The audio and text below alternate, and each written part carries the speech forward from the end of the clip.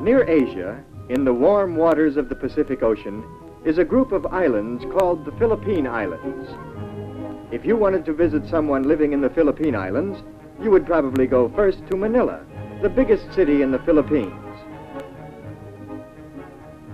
From Manila's harbor, you might walk along the busy streets into one of the city's modern shopping districts. Here are city people you might like to visit. Or perhaps you'd like to go outside the city of Manila, away from its big buildings and harbor, and out to the peaceful farm countryside of the Philippines. Here one morning you might find farm people you'd like to visit. People like this man on the water buffalo. If we could spend a day with him, what do you suppose he'd tell us about the Philippines? Let's listen to him. We always get ready for work early, while the day is cool in my village. My barrio, as we call it. I see my neighbor Pablo is getting ready to go to his rice fields. He too has a water buffalo, what we call a carabao. Carabaos are used for doing heavy work, hauling loads, plowing fields and such. Although another of my neighbors, Cesar, has a modern tractor he uses in his large rice fields. Other neighbors of mine take the village bus to go shopping in the next barrio or to plantations where they work. Before I, too, go to work, I usually have breakfast at my house. I built it high above the damp ground of strong bamboo and nipa leaves which grow nearby. In our open kitchen, I see my wife Dolores is making breakfast. There is plenty of fresh fruit, papayas and mangoes from the trees around us. And we have, steaming hot rice from my rice fields, of course. My son Ramon is still asleep inside the house, but not for long. I can hear my daughter Juanita telling Ramon to wake up. "Wake up, Ramon," she says. "We're having a special treat for breakfast in honor of your birthday." Birthday? Ah, then Ramon remembers. Today he is 9 years old. There is to be a party for him this afternoon, and many presents. He had better not sleep late today. So Ramon quickly rolls up his straw bed, his petate, it's called, and puts it away in the corner. Ramon goes to wash, while my daughter finishes setting the table. Though Juanita is only 12 years old, she is already a big help to her mother. I see she has set the table well. Soon Ramon comes back nice and clean. "Happy birthday," I tell him as we begin eating. In honor of Ramon's birthday, today with our rice we are eating tuyo, a kind of dried fish. Ramon likes it very much, but I think his mind is also on the presents he hopes to get later at his party.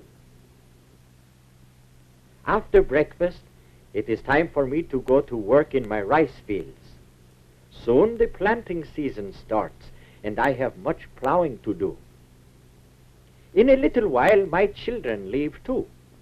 Ramon and Juanita must also start out early from our house, for the public schools they attend are a long way from home. On their way, they pass our village stores, tiendas we call them, a name handed down from the Spanish, just as Ramon and Juanita's names are also Spanish. And they pass our village church. It is old, for it was built by the Spanish missionaries many years ago. At last they come to Juanita's school, the public high school she attends with her girlfriends. Before their classes begin, they like nothing better than a game of luksong lubid, what you might call jump rope. Before his classes start, Ramon likes to play too. At his elementary school, tug of war is a favorite game. Today, Ramon is the leader of his team.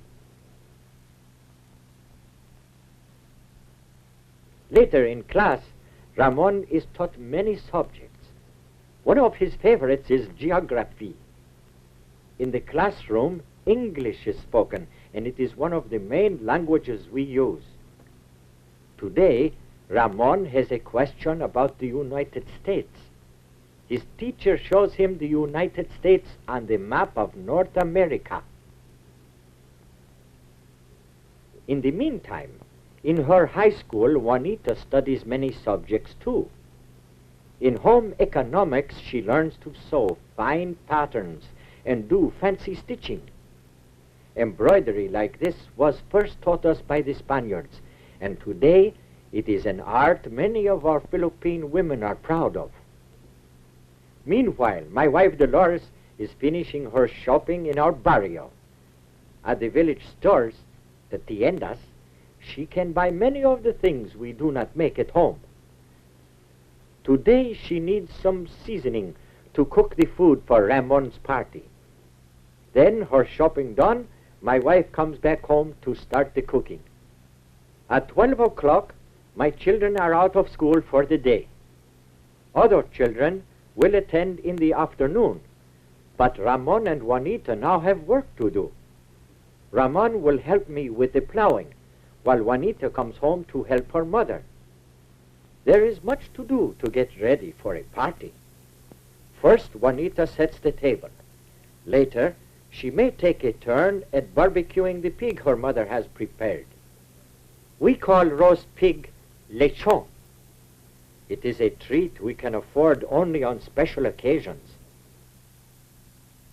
By late afternoon, Ramon and I have finished our plowing in my rice field. It must be ready for planting when our rainy season begins. The work has been hard for both of us and for my carabao. Now it is time to go home, so Ramon and I unhitch the carabao.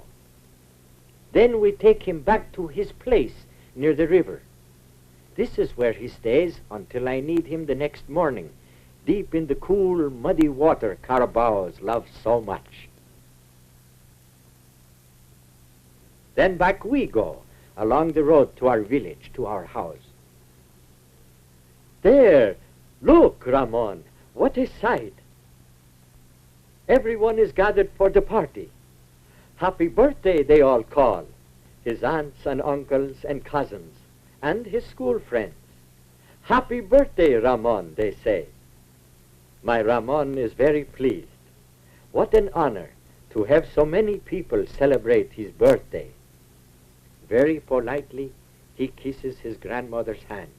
She has a present for him, a pair of long pants, she says. Ramon thanks her and greets his grandfather, too.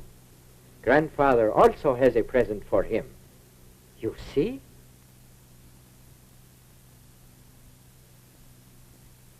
A nice new shirt he brought all the way from Manila. Thank you, says Ramon. After he has cleaned up, Ramon thanks me and his mother too for the many presents and the food being served at his party. Everyone enjoys eating some rice with the many delicious fruits and vegetables from our garden. And of course, Ramon's favorite, lechon, the roasted pork. Soon it is time for dancing. I watch with my family as my friends and neighbors enjoy themselves. We Filipinos like having a good time once in a while, for our way of life is usually pretty hard and simple. Of course, with a family like mine, it is a contented life too. For our children are our real riches. I work that tomorrow may be better for them, for my son Ramon and my daughter Juanita, so that they in turn will make a better life for themselves and for other families of the Philippines.